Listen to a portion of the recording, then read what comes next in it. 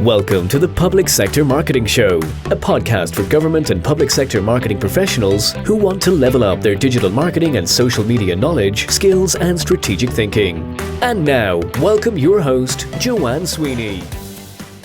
Hello and welcome to episode 28 of the Public Sector Marketing Show. Now, you guys know that I'm a huge fan of content marketing, and it's my go-to tactic when developing strategy for my clients. Content marketing is the long game, and if you think about it, it's the number one way to build public trust. And for government and public sector, building public trust is the long game for you. It also has great legacy in terms of search engine optimization. So the value from the content that you create today, you could still be getting for years to come. And so coming up in today's show, why content marketing should be your number one digital strategy for the next 10 years. If content is king, then conversation is a queen.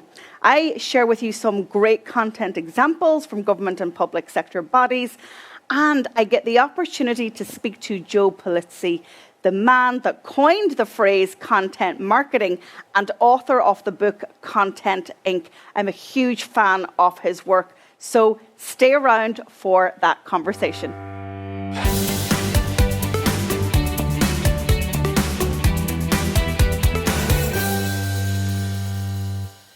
In today's column, I'm making the case that strategy needs action and action requires decisiveness. Too often in my experience, content marketing is considered too difficult, takes too much time, we don't have the skill set, it costs too much, or maybe it's not a priority. In my view, organizations that prioritize content have a culture that supports its results. You see, what I mean by that is that organizations that are willing to speak openly to the public, listen to the feedback, and inform their own content plan by analyzing the data are more successful online. So if you decide to invest or to ramp up your content marketing strategy this year or even into 2022, you need to take action, not only to develop a plan, but then considering the execution of it. Who's going to do it? What resources do we need? Do we need to upskill our team? Can we insource some more of that work? Because after all, it is your story, and I'm not a huge fan of outsourcing your story. And we all know the phrase, strategy eats culture every time. So if you have a mindset embedded in the organization that content marketing is not for you, then it's going to be very, very difficult to get results in the digital age. Here's a plan that I put together with my clients, and I read it into my online courses as well, that you can use in your own organization. The first thing that I do is I ask my clients to take the single biggest pain point right now in their organization that applies to a particular citizen segment. What is that pain point, and what is the emotional angst that is upsetting or challenging or frustrating those citizens? Then what you've got to do is you've got to create a content product. That could be a video series on Instagram TV or on YouTube, a podcast series, maybe even a live stream or a live Q&A. The next thing that you do is that you undertake keyword research. So you've identified the pain point, the pillar messages that you need to communicate. Then what you want to do is you want to understand what search terms the public are putting into Google and into social to get answers to their questions. So that involves a bit of keyword research. It's not very difficult. Even if you put in those suggested terms yourself into Google, Google will spit out other related terms.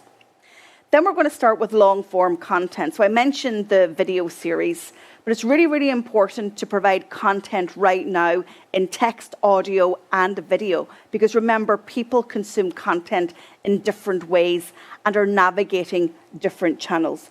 Then you want to repurpose that content into nice social content, leading everybody back to the long form content and to your website.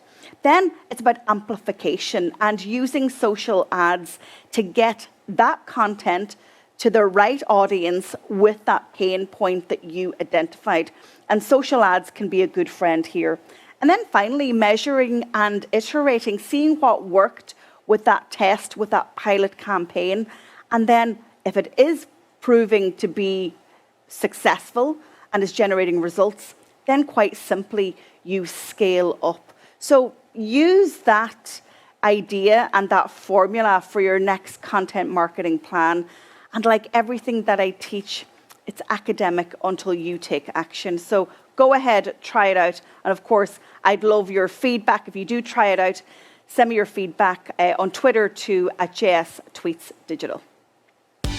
Level up your digital skills by taking our diploma in digital marketing, plus gain an industry qualification. Use the code DigitalMarketing20 for a 20% discount. Visit publicsectormarketingpros.com. I love the phrase, if content is king, then conversation is queen. And I use this all the time in conversations around content marketing and what it can do to build public trust. You see, you have to start a conversation online, otherwise you're merely a broadcaster. And if you think about the content marketing funnel and the journey that your citizens are taking online to find the information that they want, they will be drawn to the type of content that allows them to have their say. So I would suggest, and maybe even say, dare you to be a little bit more brave online. Don't hide behind your content.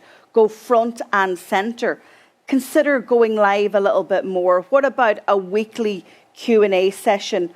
How about even doing a poll and using the feedback that you get from your audience to then create content and be very explicit in explaining that? So you want to show up online in two ways when it comes to your content and to make sure that you get meaningful conversation. Number one, you want to be seen as authoritative so that you are the single source of truth.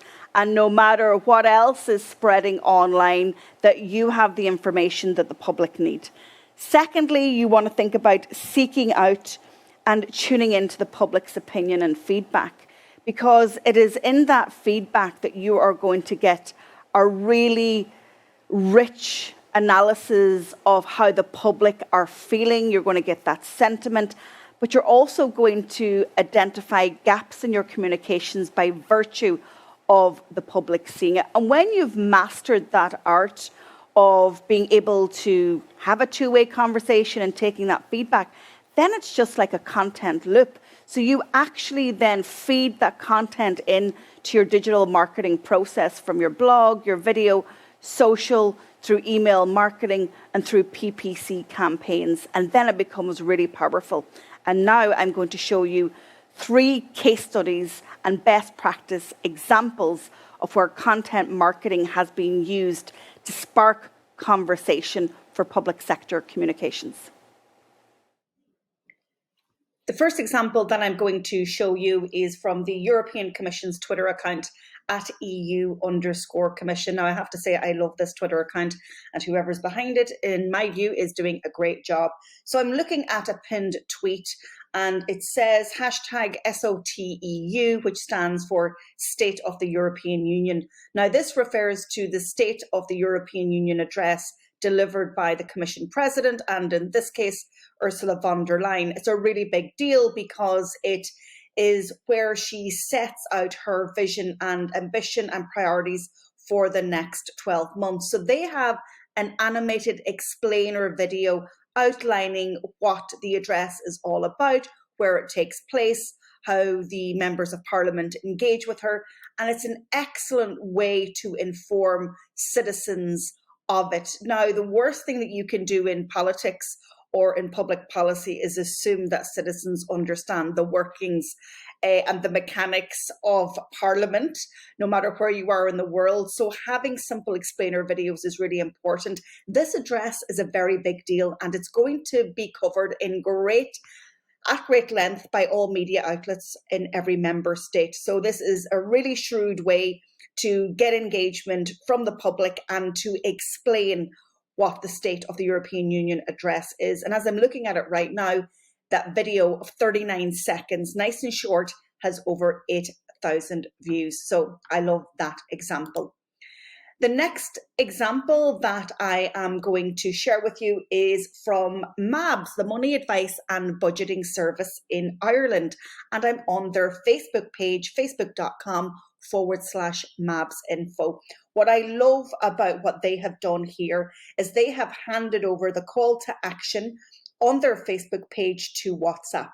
So you can now WhatsApp the MABS representatives and those that are dealing with queries. And MABS obviously deals in very sensitive and personal information with citizens because people are talking about their financial situation. Perhaps they might be in arrears, they're stressed out. So being able to have that confidential and one-to-one conversation over WhatsApp and not over a telephone, I think is a remarkable public service and great customer service. And we did have Bobby Barber, comms manager from MABS, tell us about why they've integrated it. But I wanted to call it out as an example in today's show. So well done, MABS team.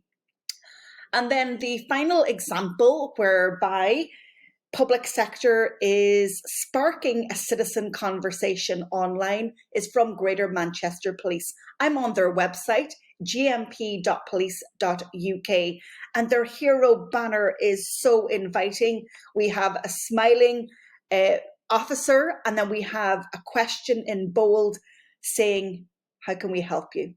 And then we have a search bar where I can input my question. They also then have other calls to action, so I can have the options to report, tell us about something, apply or register, request, or provide feedback. And just under the hero banner, again, another question, another citizen prompt, what's happening in your area? Get the latest crime statistics and advice, help us with appeals for information, and find out what we're doing to tackle crime in your area. This all feels very personalized and that they care. So kudos to the web design team behind Greater Manchester Police.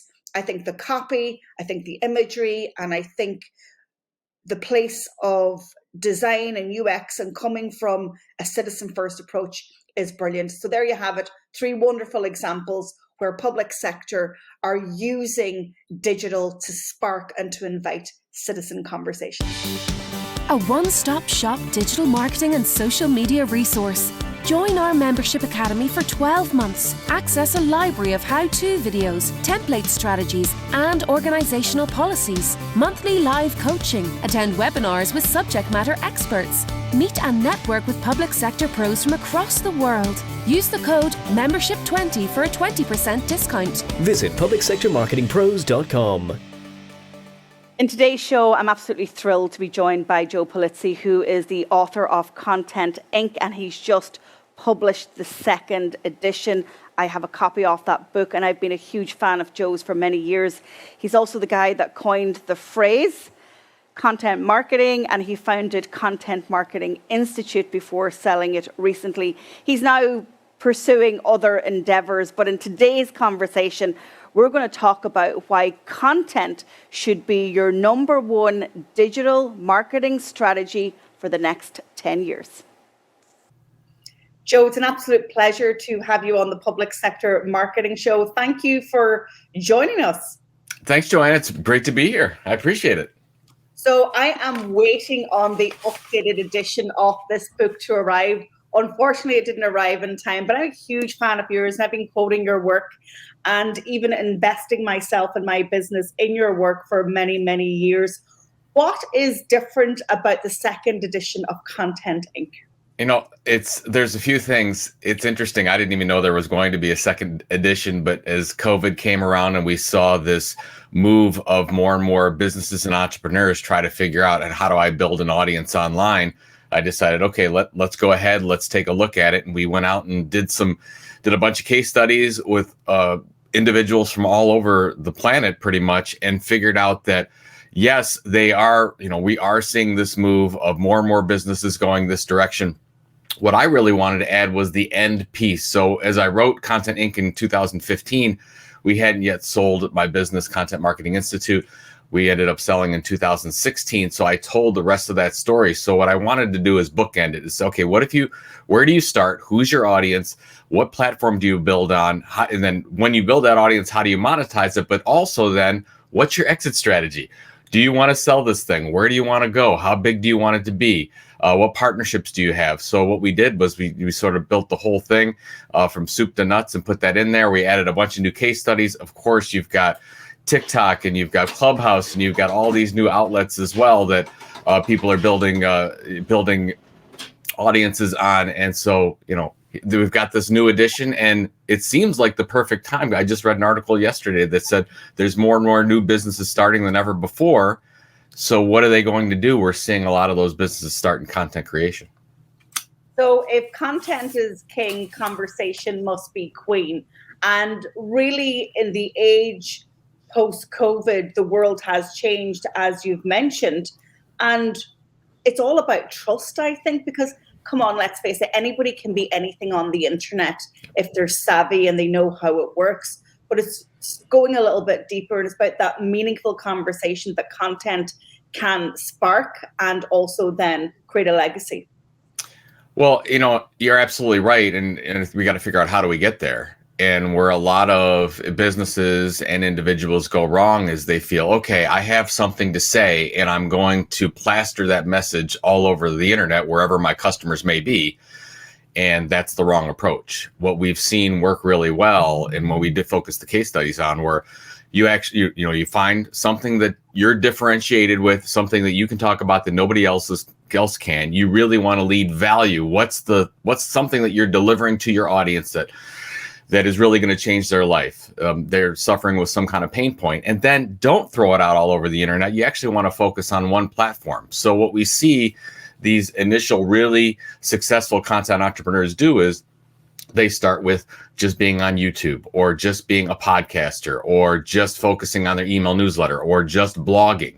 Now, it doesn't mean they're not going to go on Twitter and LinkedIn and do all those other things, but they focus on one place to really tell the story well.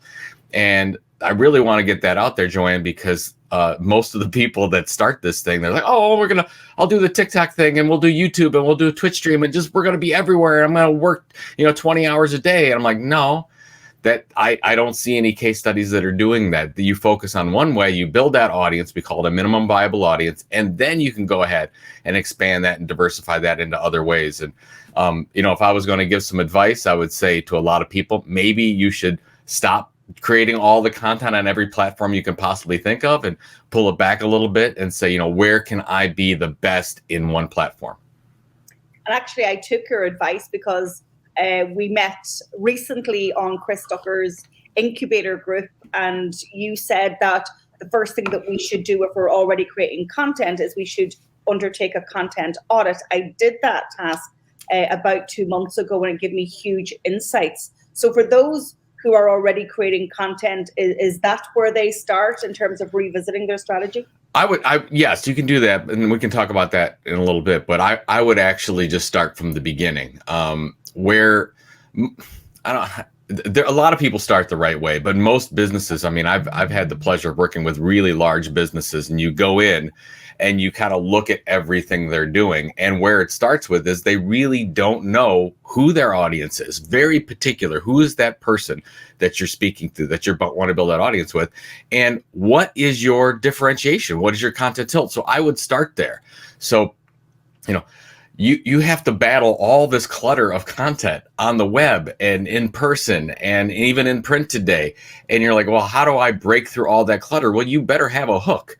You better have something special that you're delivering that no one else can. And when I ended up going and doing like basic content audits in a lot of these businesses, Joanne, they're sort of, we have 6 different audiences, and sort of, they change from here and there, but we're a B2B company, so we've got lots of different buyers. So we sort of make things broad so we can cover all those audiences. And I'm like, okay, well, you're already done, Because as soon as you make something so watered down that it can fit more than one or two or three different audience groups, you're never going to be the leading expert in that informational niche. So that's kind of where I would start. It does help if you're going to do a content audit and see, okay, well, where are the content assets? That's really what you want to find out. Okay, so how, what am I doing on the blog, and what am I doing on a podcast, and what's all the content we have? That's really good, like before you're going to write a book or something, to figure out what content you have so you don't have to rewrite.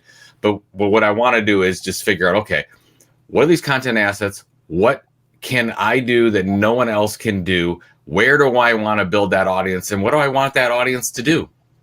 I mean, are we just doing this for fun? I mean, at the end of the day, we have a goal. We want them to do something. We want them to probably subscribe to something we have, and we want to drive revenue in some way. So I would just start from the beginning and build out the plan, Joanne. Don't make it overly complicated at first, but just think about it, because when we talk to a lot of these companies, if you say to them, hey, what area can you be the leading expert in the world at? They almost laugh. They're like, oh, we can't. I'm like, well, what are we doing then? Then just go buy advertising. There's nothing wrong with it. Just go interrupt people. But if you're going to really do this, and you're going to invest your efforts in a blog or a podcast or YouTube or Twitch or whatever, we might as well be the best at it. So let's just go that direction. The beauty of content marketing is that it's applicable cross-vertical, cross-sector, cross-audience. And if I think about the audience that's listening and watching to this, who are working in government and public sector, who very often are content shy and afraid to get the engagement perhaps that businesses are driving for, they can learn a lot from these strategies, because guess what? Consumers are citizens, right? It's exactly right. I mean, everybody has needs and wants, and everyone's out there getting as much information as they can. What I would say in the public sector, because a lot of times you have a lot of different red tape. It's hard to get some of these things going. So especially in those sectors, and I've worked in a lot of business to business environments as well that do the same thing, you might want to start internally. Like, what are you trying to do inside the organization? And it's the same principles. Who are we talking to? Who's our internal audience? What do you ultimately want them to do? What's the behavior change you want to maintain or create? We'll start there. Maybe it's a newsletter, or maybe it's some kind of email, or maybe it's something you send through the post, or whatever the case, or maybe it's a regular webinar series to educate them on something. So, I mean, I just read an article the other day about the most important thing, and this is for media companies, the most important thing for media company success is training, internal training. So those are things that we can do inside the organization. So if you want to say, hey, look, I would like to do to some of our citizens out there, we should do some program that helps them feel better about something, or recycle, or more sustainable, or climate change, or whatever it is, right? Well, it's going to be tough for you to get that off the ground. Well, so let's build that audience internally about the importance of your organization doing that.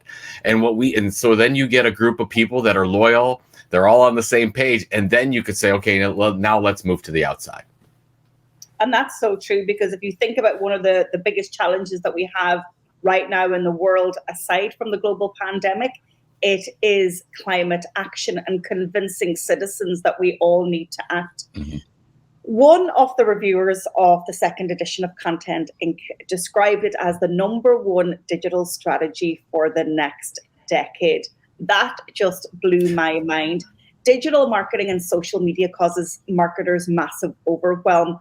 But when I read that quote, it just gave me goosebumps. And I was like, yes, if we stick to being clear on the audience, getting that emotional connection and engage via storytelling, we can win the internet. Is that too simplistic of an approach, or what do you think? Well, that's a wonderful review. You don't, like, somebody will say, do all companies have to have a content marketing strategy? And I'd say no. There's a lot of companies that can do just fine the regular old-fashioned way, and they've got their advertising budget and direct mail budget and event budget, and they just do their thing. And that's most companies. But what I want to say is, do you want to be an innovative company, a truly innovative company? Do you want to change the world? Do you want to make people feel things and do things that you didn't think were possible? That's where content marketing comes in, because people want to be a part of something more. That's what content creation and storytelling gives them. They give them some more meaning. Yes, do you want to just sell a project or a product or a widget? Sure. We all have to sell something at the end of the day, but why not just do something more? Why not help them and make their lives better in some way? What I love about content marketing is if you're trying to affect somebody in a positive way, you're trying to build a relationship with them. Yes, you probably need to sell something at the end of the day, but we can affect their lives in a positive way no matter what, with what we're trying to communicate to them on a regular basis. So that's all we're trying to do. So we can affect the lives in a positive way and be profitable and get, whatever initiative in the public sector that we need done. So those are the types of things that I want to think of. Is it the end all be all? No, probably not. But this is why I fell in love with content marketing. I got in the industry in 2000 and I'm like, wow, I don't have to push stuff in people's face that they don't want to get. Like, I don't have to force people to say, look at this over here, because I've got to sell this thing. No, all I have to do is figure out who that person is, what keeps them up at night, what are their pain points, deliver something regular to them. And that something could be anything. It could be a blog, it could be a podcast, it could be an event series, whatever. Just deliver that consistently over a long period of time. When you do that, they become to know, like, and trust you more. And when they know, like, and trust you more, you can literally make mountains move. That's why, when we launched Content Marketing Institute in 2007, and then we launched our event Content Marketing World in 2011, I had no idea, like, people would come up to you and say, oh my God, you've changed my life. I can't believe that we've been able to meet each other. I can't believe you put this together. Like, they're thanking me. And I'm like, well, you paid to be here. I'm thanking you. But that's the type of feeling you get because you mentioned it before. You're pulling at some emotion that you just can't get from traditional marketing. So that's why I love it, because it's not only fun, but it's like you feel like you're really doing something for the individual more than just, hey, I got to sell this thing. So what about content format? Because that's another thing that keeps marketers up at night. Is now we've got all this format. We've got 15-second reels. We've now got 3-minute TikTok videos. We can go live. We've got stories. Where do you direct people in the book on content format? I think the great thing is you have a choice.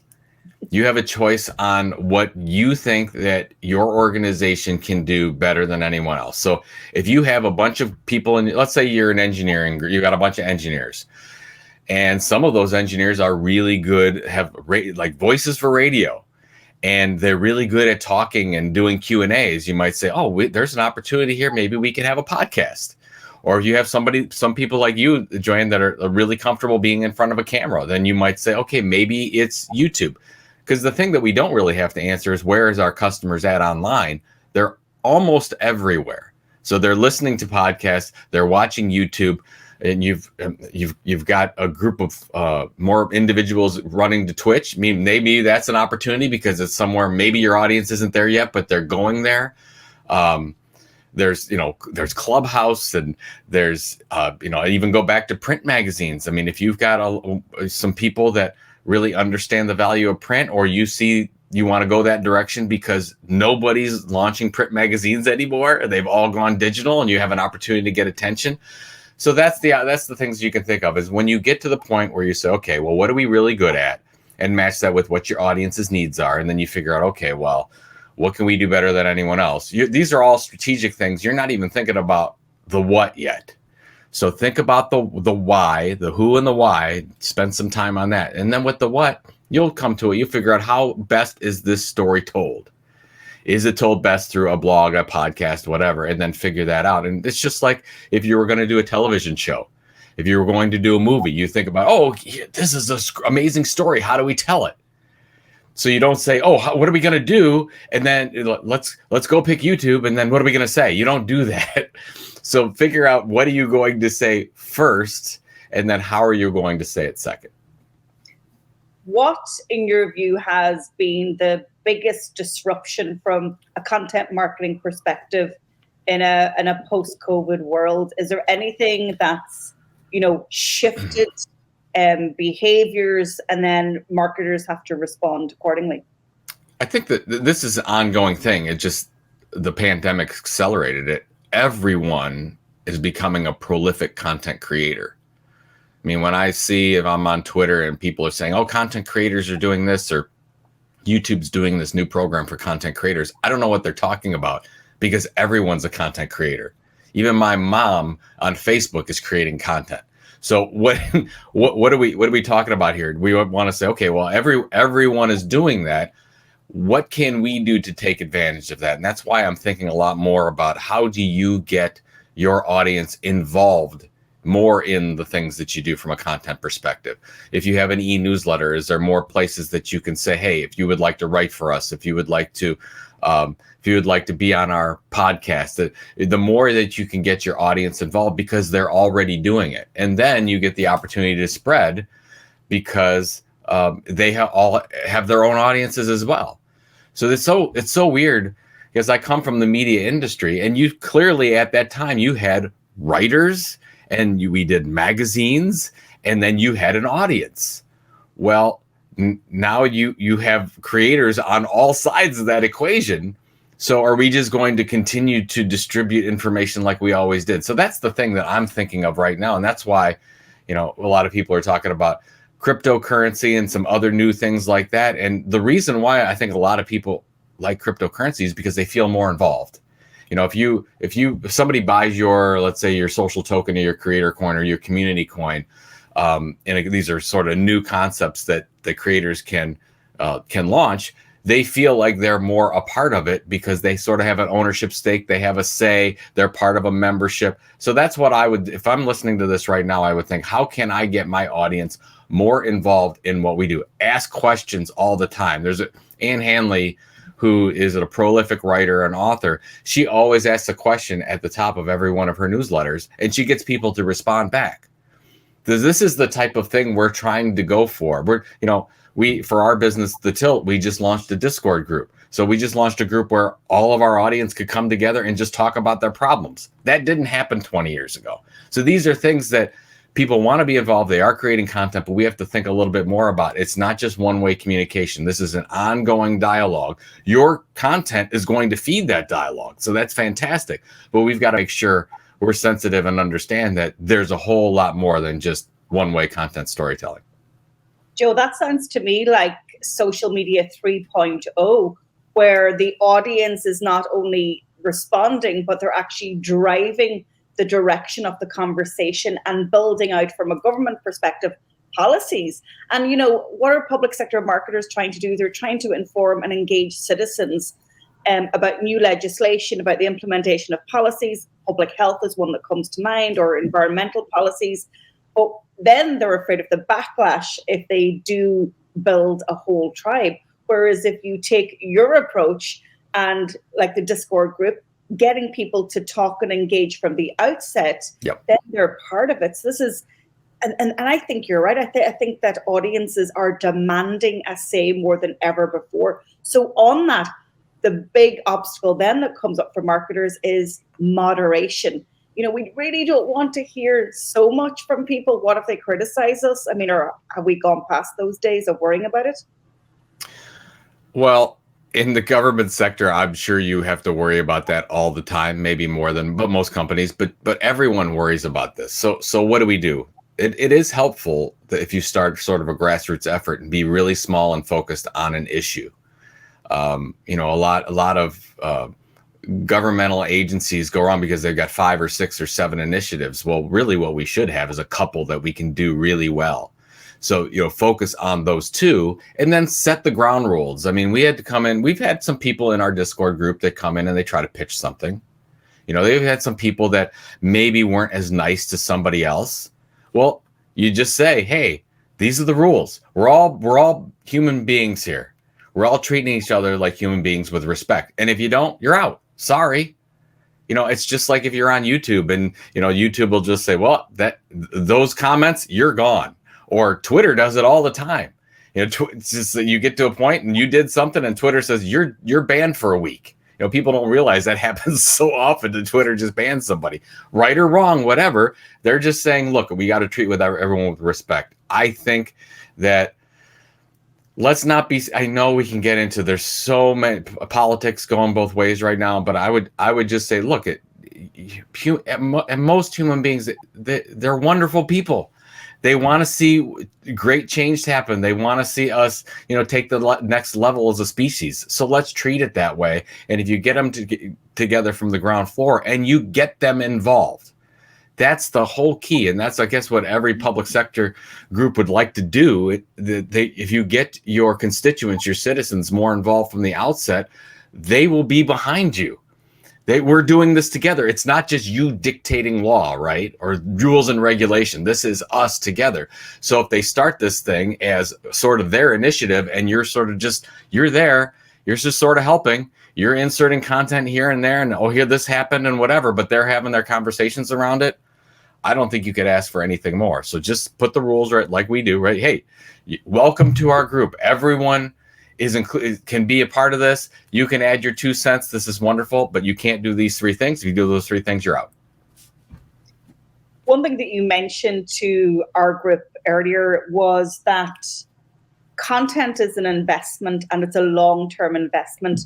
And when you're beginning to grow a tribe on a specific channel, it can take 9 to 15 months. And a lot of people eject or stop before that. So would you agree it's a long game that requires a time and maybe a monetary investment?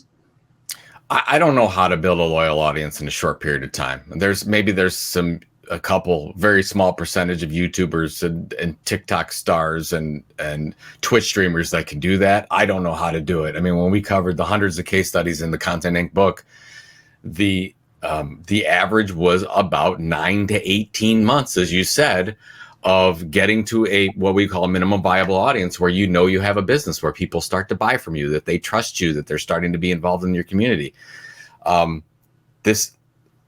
It's just like a relationship. You start dating, you're sending out the content, you're just dating, they're just trying to figure it out. Oh, hey, do you want to listen to this podcast again? And then they listen to it again, and then they listen to it every week, and then they get involved in your Discord group, and then they follow you on YouTube or whatever the case is, right? That's how it happens. It just takes a period of time. I mean, when we launched our business in 2007, it took about 20 months for us to build enough of an audience, about 10,000 subscribers, for us to say, this is a thing, this is going to work.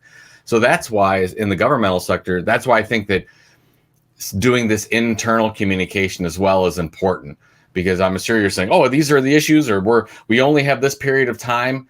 You have to look at your content marketing initiative beyond how many years you think you're going to be in office or doing whatever. You have to say, look, this is a long-term initiative that's going to be good for our whole community.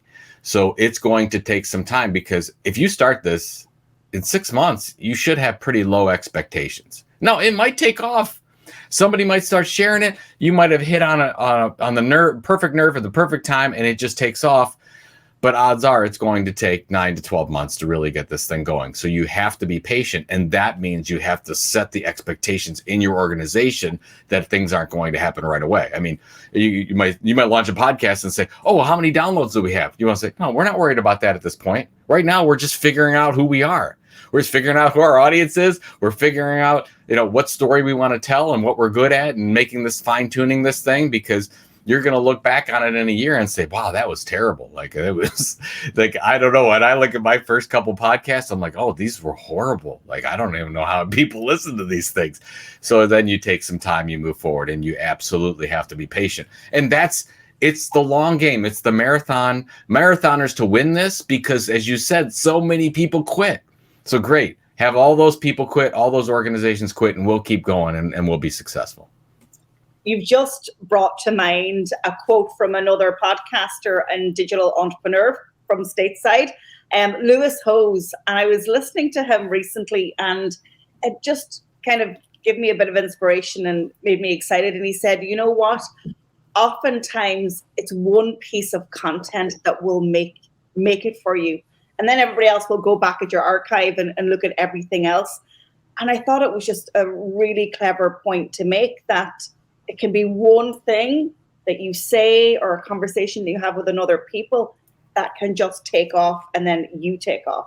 Have you experienced of that, or have you come across that in any of the case studies in Content Inc.? Oh, absolutely. And it's always different, and it's different for different people in the audience. I mean, I remember this specifically. I mean, we were starting to blog and we were starting to really what we thought was build an audience. You could feel the momentum, but you just didn't know for sure. And then I wrote a blog post on Coca-Cola's content marketing strategy, and it just resonated.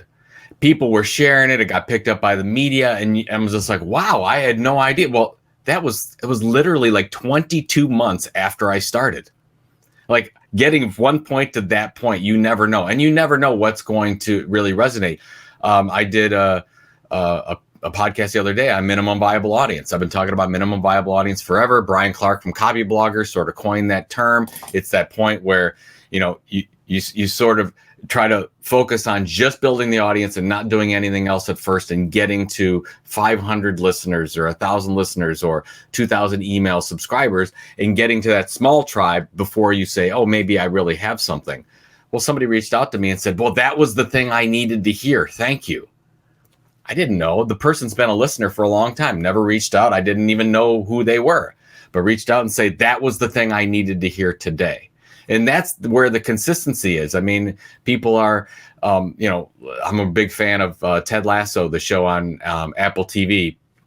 And when you say, okay, which one is your favorite episode? Everyone has a different favorite episode of what that is. It's just like anything else. You don't know what's going to resonate with a particular person at a particular time, but that's why the consistency matters. And if you miss a week, you may not get that audience person back ever again. You have to remember that, because some people say, oh, I'm going to take this week off. No, you don't. If you decide to go forward in content marketing or content creation or content entrepreneurship, whatever you want to call it, you are committing never to stop. So if you're going to go on holiday, you got to work ahead, right? And make sure that you're delivering your YouTube like you do, your YouTube show, whatever you need to deliver it ongoing, and you never stop. It is the content is a promise you just can't break. So absolutely, you never know what's going to resonate. But yeah, it seems to happen after that, 9-month, 12-month mark, when you've built enough audience where they really feel like they're on this ride with you. Okay, I've got to ask you for a prediction. We're heading into the back end of 2021. Hopefully I know in Ireland here, we're coming out of the pandemic and life is reopening, maybe in a different way. But what is content, or what should we be thinking about going into 2022? Is there any bit of insight that you can give us? Yeah, I mean, a couple things that I would look at is to your point about content audit. Just look, you don't have to do a formal content audit, but look at what you're doing. Like, how many things are you doing? Are you doing 5 things, 6 things? How many social media platforms are you on?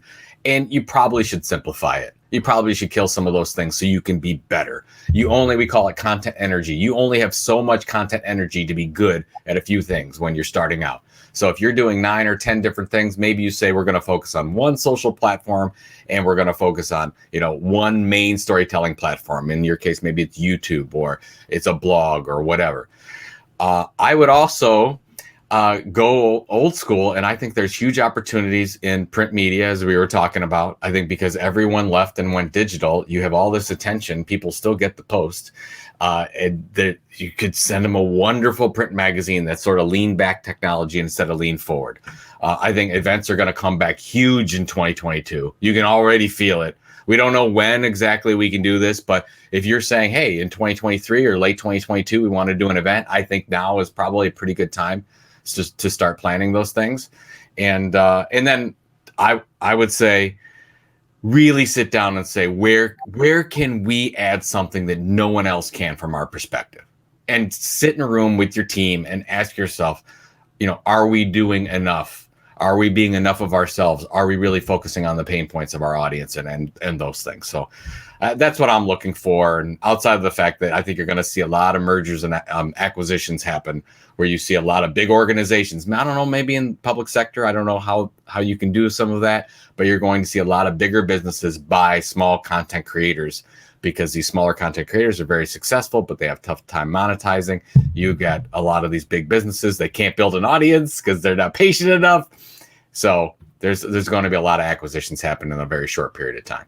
I think that acquisition marries perfectly into public sector, because they don't have maybe the skills or capacity. That's true. Create, and they may acquire some really talented individuals who maybe need some cash quick. Joe, I have been a huge fan for over a decade, and it's an absolute pleasure to speak to you. Thank you so much for coming to me from Ohio. Am I right? Cleveland, Ohio. You got it. Absolutely. At 8 a.m. It's been an absolute pleasure. Thank you for sharing your insights. Can't wait to get my hands on your new book. And I really do wish that everybody else would get their hands on the second edition. You have a great day, and thanks once again. Thank you, Joanne. Level up your social media skills by taking our diploma in social media, plus gain an industry qualification. Use the code SOCIALMEDIA20 for a 20% discount. Visit publicsectormarketingpros.com. You have 2 weeks in order to secure your ticket for the Public Sector Digital Marketing Summit. It's happening on the 22nd and 23rd of September, over 2 days. On day one, we give the stage over to public sector marketing pros working on the front line of communication, and the single theme that will bind everybody together at this year's conference is lessons learned from COVID-19. I'm sure your organisation has transformed, and we will speak to public sector pros from transport, citizens information, public health and policing, and among other categories, to bring to you how they have managed the response to communicating in a pandemic, and let's face it, communicating almost exclusively online. You can go ahead and view the agenda and download the conference brochure at publicsectormarketingpros.com/2021 summit. And if you are intending to bring a large group of people, you can get in touch with me to arrange a group discount. Don't forget that we have a great resource for you over at publicsectormarketingpros.com/digital marketing. This is your opportunity to download our free new guide on digital marketing for public sector, out with the old, in with the new, and how you can progress your career in public sector or in a government agency. Perhaps you're intending to go for promotion this year, or you have your sights set in it in 2022, well, you definitely want to know how digital marketing is changing in the public sector, and I've written the definitive guide. Thank you all so much for tuning in to this episode of the Public Sector Marketing Show. I always really appreciate the time that you give over to me and to my guests to help you learn how to level up in the digital age. If you haven't already, please share the show with a public sector pro you know. Maybe even send it out in your next internal newsletter, because the feedback that I'm getting from subscribers to the podcast and from the YouTube show is that they find it really useful and really tangible and taking ideas immediately into their day job. So that's it from me for now. I will see you on episode 29. Thank you for tuning into this episode of the Public Sector Marketing Show. This episode has ended, but your digital journey can continue. Head over to publicsectormarketingpros.com to access resources and links mentioned in today's show and to connect with Joanne and her team. Until the next time, be sure to subscribe, rate, and review on your favorite podcast platform.